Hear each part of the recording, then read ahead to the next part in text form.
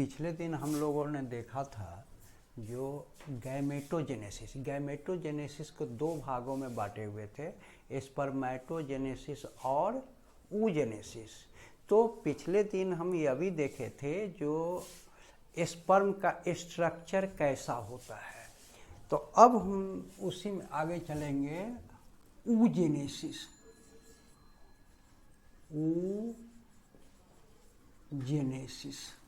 ooजेनेसिस का तात्पर्य होता है formation of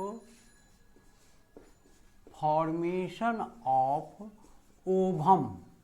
formation of ovum. Ovum is female gamete. Ovum is female gamete. Female gamete. It is non-motile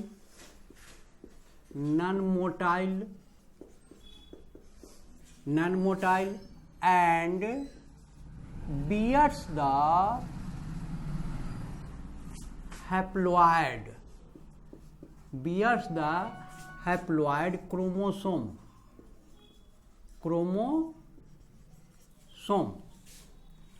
In case of human, presence of 23 within ovum। तो यहाँ हमने क्या देखा, जो अंडाणु निर्माण के क्रिया विधि को ooजेनेसिस कहा गया। तो that is female gamete, it is non motile and bears the haploid chromosome.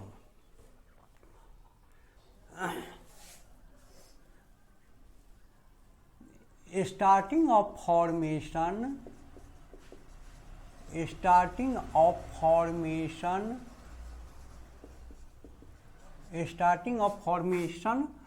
of ovum takes place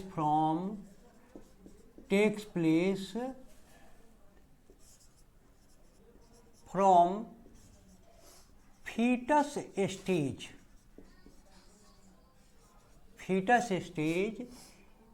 in gestation period in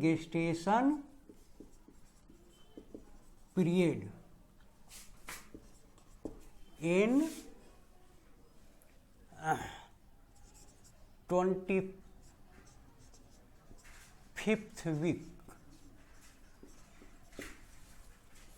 तो यहाँ हम क्या देखते हैं, जो अंडाणु निर्माण की क्रिया विधि,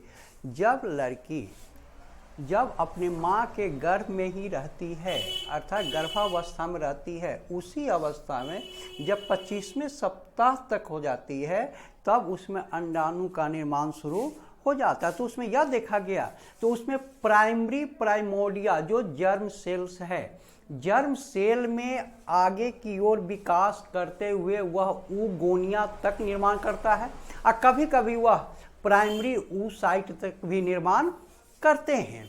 तो हम लोग यह देखें, जो अंडाणु निर्माण के क्रिया विधि कितने अवस्थाओं में पूर्ण होते हैं।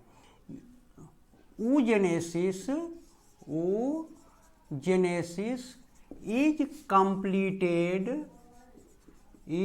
completed in 3 stages। कितने अवस्थाओं में पूर्ण होते हैं, तो 3। फर्स्ट में हम लोग देखें मल्टीप्लिकेशन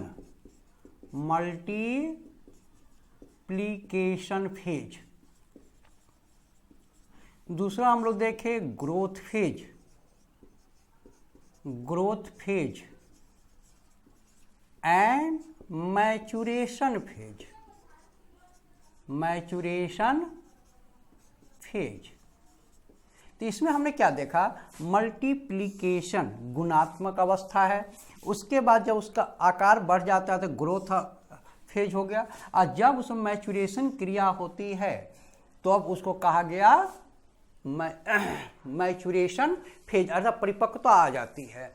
परिपक्वता का तात्पर्य यहाँ यह हो गया, यह क्रिया खासकर प्यूबर्टी पीरियड में ही होता है, लेकिन मल्टीप्लिकेशन और आगे तक वह ग्रोथ फेज तक जिस समय वह गर्भावस्था में रहती है उसी समय यह पूर्ण होता है।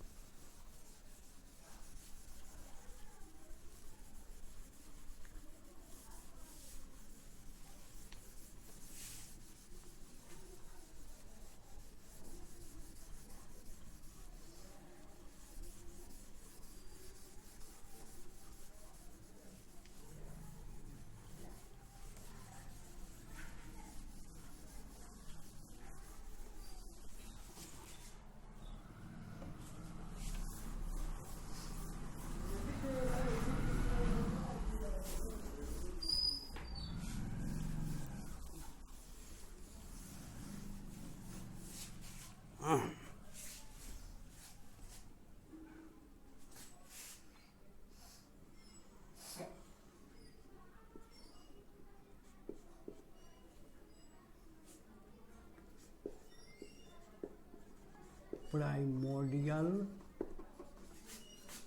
Cell,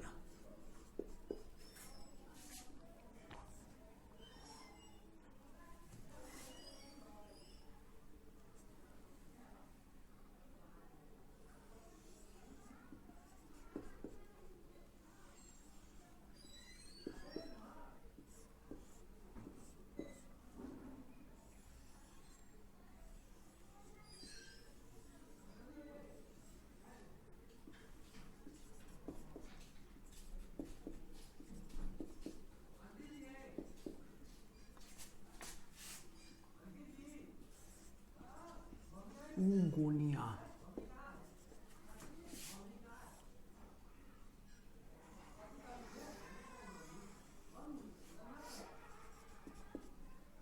primary oocyte,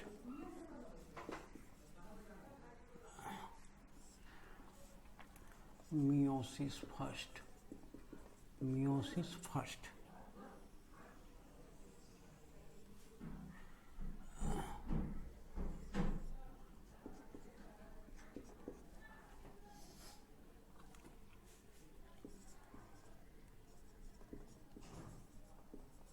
secondary oocyte,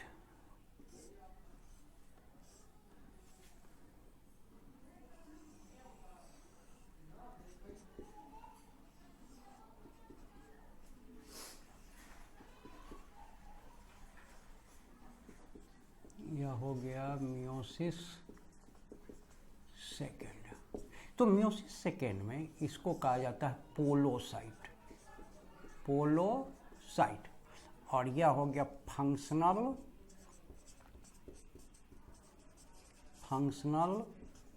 ovum. तो इस कंडीशन में हम क्या देखते हैं, यह हो गया मल्टीप्लिकेशन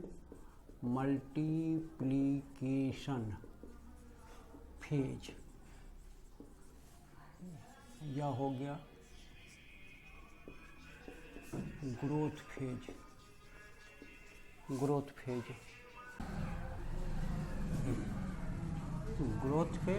एंड मैचुरेशन फेज। तो इसमें हम क्या देख रहे हैं, जो प्राइमोर्डियल जर्म सेल जो होता है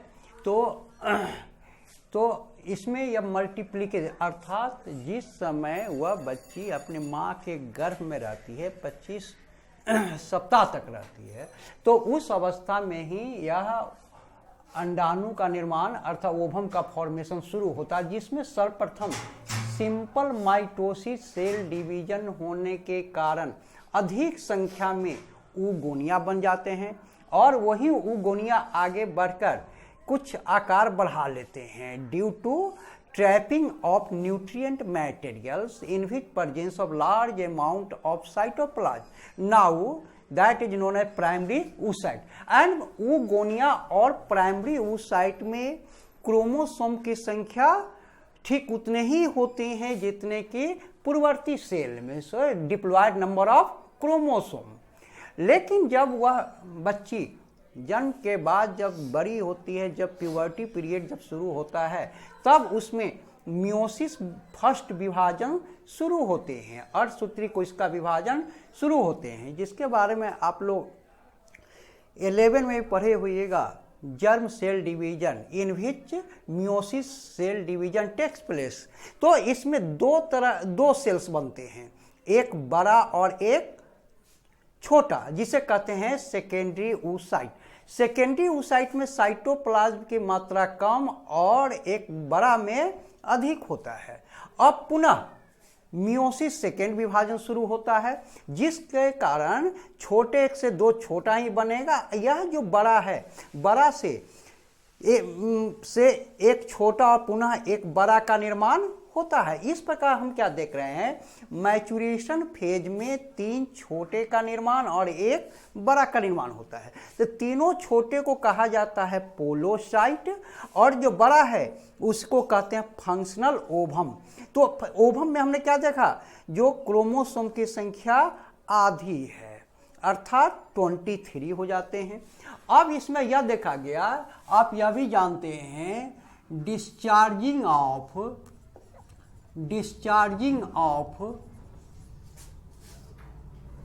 ovum, discharging of ovum is known as ovulation. Discharging of ovum is known as ovulation. This ovulation takes place just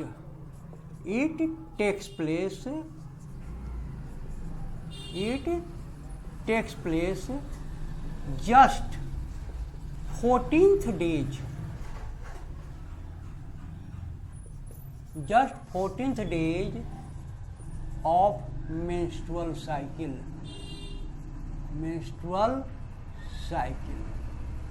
तो यह क्रिया कब होती है, ठीक 14वें दिन, मेंस्ट्रुअल साइकिल के ठीक 14वें दिन होती है। अब इसमें हम यह देख रहे हैं, जो 14वें दिन है मेंस्ट्रुअल साइकिल, तो इसी में कुछ हार्मोन्स भी कार्य करते हैं। अब इसी में कुछ हार्मोन्स कार्य करते हैं, हार्मोनल पोजीशन, हार्मोनल पोजीशन। तो इसमें हम क्या देखते हैं, सर्वप्रथम ओवरी के अंदर जो फॉलिकल बनते हैं, एट फर्स्ट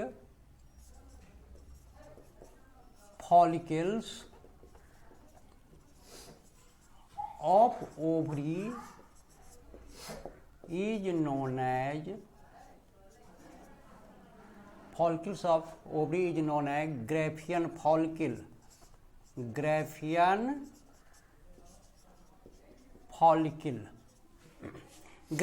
follicle से एस्ट्रोजेन हार्मोन्स निकलते हैं। एस्ट्रोजेन हार्मोन का निष्कासन होता है। किसका निष्कासन होता है, एस्ट्रोजेन हार्मोन का।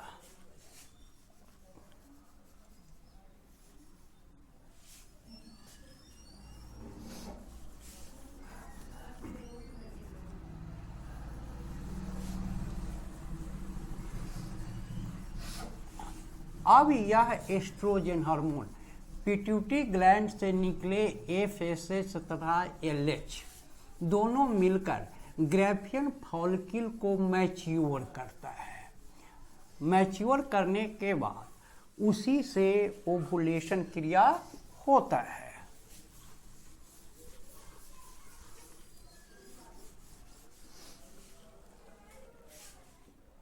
Ovum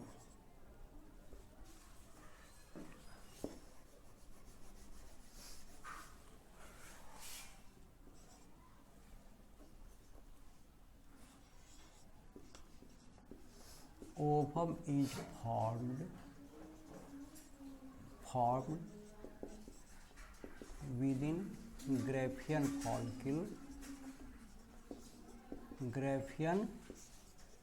follicle of ovary.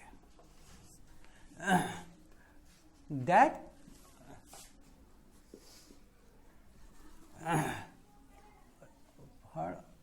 ovary. Now FSH and LH are secreted from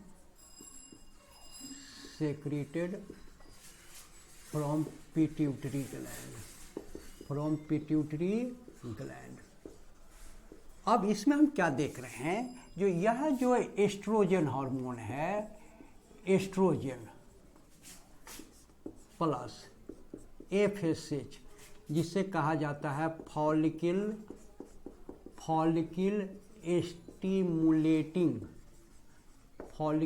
stimulating hormone. Both hormones matures the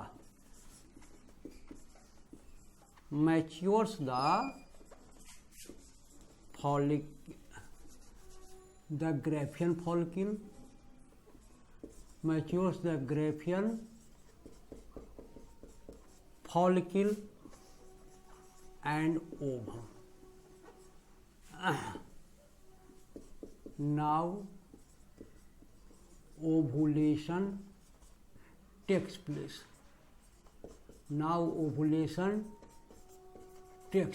अब क्या हुआ, अंडाणु का डिस्चार्जिंग हो गया. After ovulation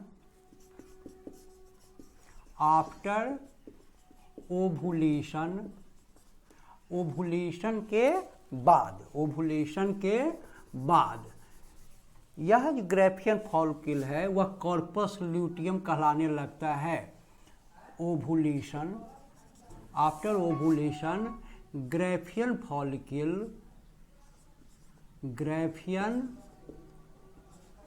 follicle converts into corpus luteum. किस में बदल जाता है वह ग्रैफियन फॉलिकल? कॉर्पस ल्यूटियम में.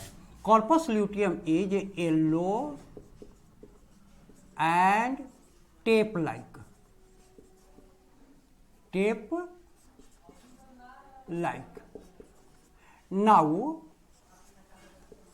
Now corpus luteum secretes the progesterone hormone.